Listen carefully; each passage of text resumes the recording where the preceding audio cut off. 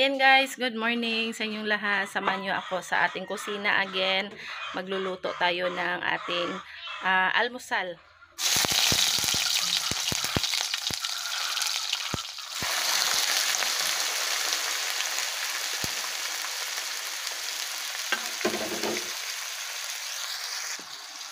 So ayan guys, adobohin natin to.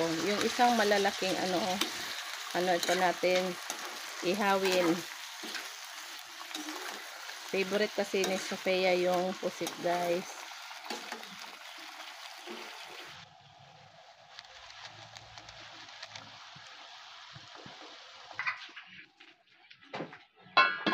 Ayan guys, ready na yung ating lamesa. Ito yung niluto ko kanina.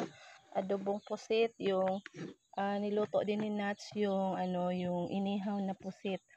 So ayan guys, masarap yung agahan natin ngayon. So tubig lang muna yung ating drinks guys. Kasi hindi kami nakapagluto ng sikwate. So ayan, dito na si Papa Nats, ready na sa lamesa, si Sofia, si Bluey, ayan, si Lola, si Ate Kenzie andun pa.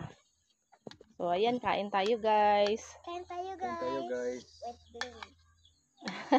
With Bluey. So dito muna kami sa sa likod bahay kasi sobrang init doon sa loob. So paminsan-minsan din na kakain sa labas lang ng bahay. Bluey. Bluey Ayan, guys, kain tayo. Ayan, maganda yung yung ambience sa labas ng bahay guys kasi ayan nga alas 7 pa ngayon, sobrang init na. So how much more kung nasa loob. So dito muna kami sa labas kakain. So banding sa labas ng bahay guys. So kain tayo. Kain tayo guys. Kain tayo mamite. So ayan guys, ito yung nakuha ni Ate Kenzie, hindi pa hinog. Pero sabi niya masarap na daw ito kasi kahapon nanguha sila kahapon. May tamis. Ayan, hindi ako makapaniwala na masarap pala, matamis. Kain tayo guys. Walang liso. Walang liso. Wala. Kami man ako di lami. May hilaw lami lagi Niabot ko. Kain tayo guys. Cut ana.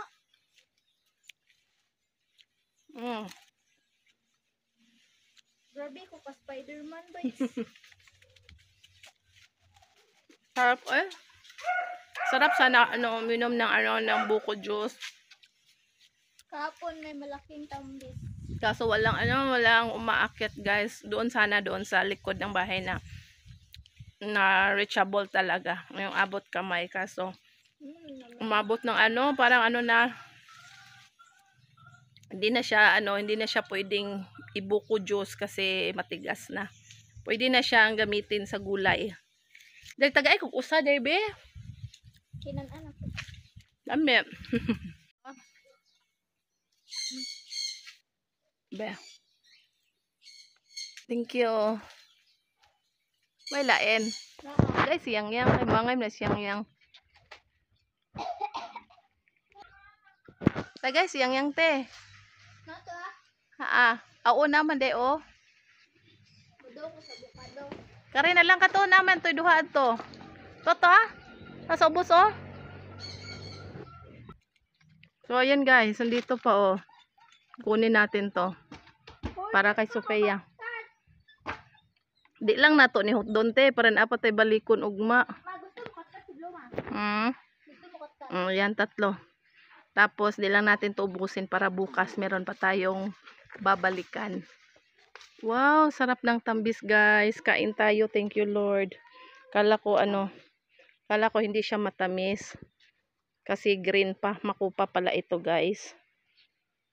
Tapos meron pa dito yung maliliit na tambis, yung Bisaya na tambis ba. Wala pang walang bunga. Day, naog na day. Ha? Tanawa nila mga langgaw. Dali na, naog na. Good morning. Ayan, ganito kami kapag maliligo guys. Sasakay kami sa palanggana. Kasi walang tubig. nagtitipid kami ng tubig. Yung tubig na masalo sa planggana, yun yung pangdilig namin ng halaman. I-ano namin i-flush namin sa CR. Kaya ayun. Sakay si Sophia sa palanggana para double purpose yung tubig na magagamit, hindi masasayang. Tapos kapag si Ate Kenzie din, dito siya sa malaking palanggana. Ito yung ni Ate, palanggana ni Ate. Hi guys! Tapos yung minsan yung pag mga tubig na ginagamit ni Sophia dito sa paligo, yun rin gagamitin ni Papa Nat pampaligo kay Blue. So lang, cycle lang yung tubig natin kasi nga native yung tubig natin nga. So ba, Sophia? Yan. Wala talagang masayang na tubig sa ngayon, guys. Mahirap ang tubig ngayon kasi pag-init, walang ulan. Yung tubig natin, 1 oras lang yun. May agas tapos wala na after. Babalik na naman sa madaling araw, 1 oras lang yun. Kaya hindi tayo magsasayang. Tindog sa lambe.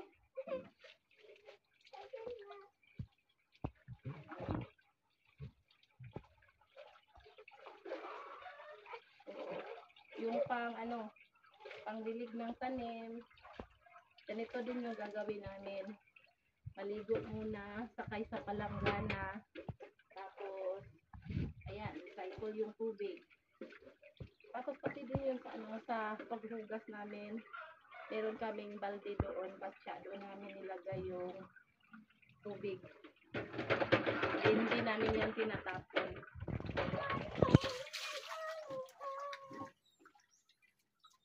Yan lang.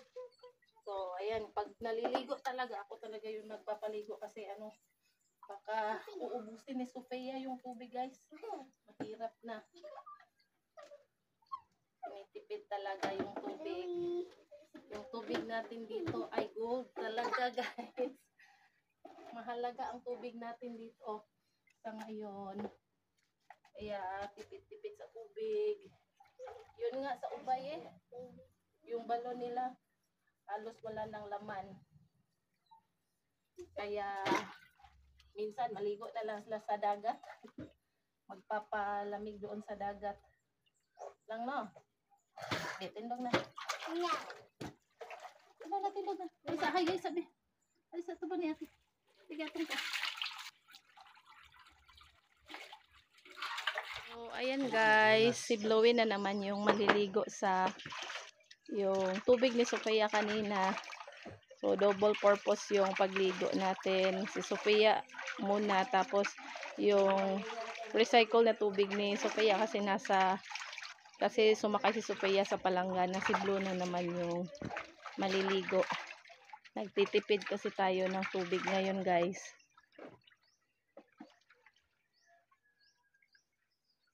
Si Blue, hindi talaga to iiyak si Blue pag pag paliguan to siya kasi nasanay na siya maligo. Araw-araw maligo to si Blue.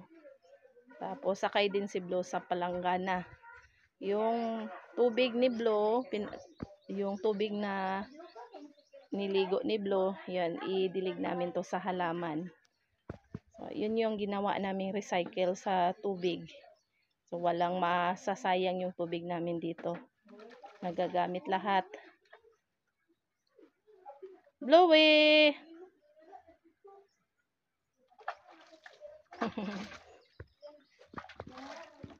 So, may tubig pa. Hindi natin ito itapon.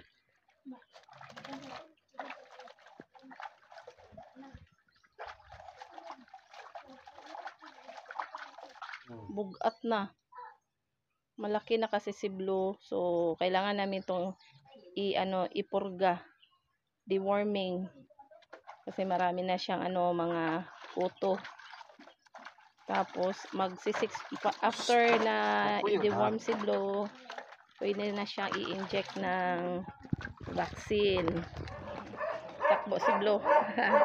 So ayan guys yung ating mga pananim dito, kaya ayun hindi siya nagda-dry kasi na-maintain namin itong diligan. O yan na green na green.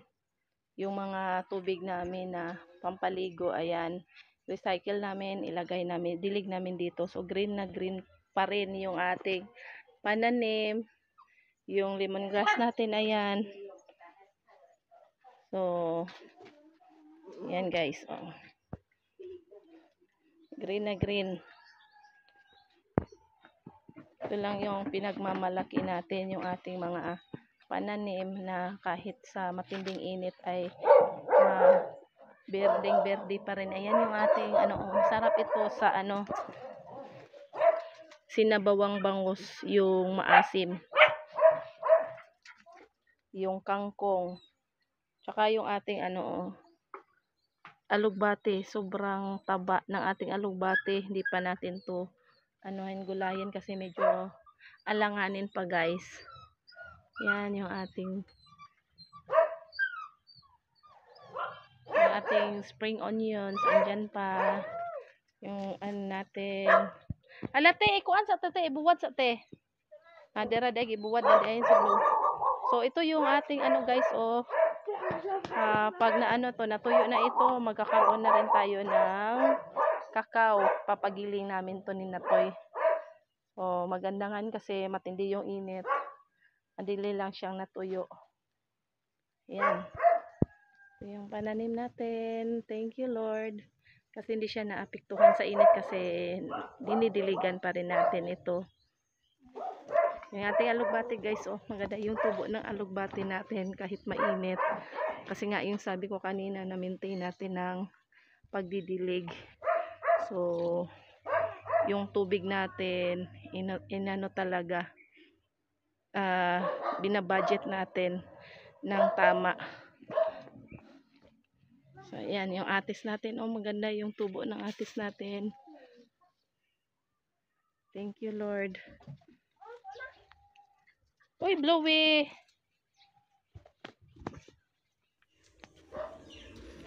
So ayan guys, pati si Papa Nats, ganyan talaga kami dito pag naliligo, hindi sinasayang yung tubig. Ayan, nakasakay talaga kami sa palanggana para ipandilig sa pananim.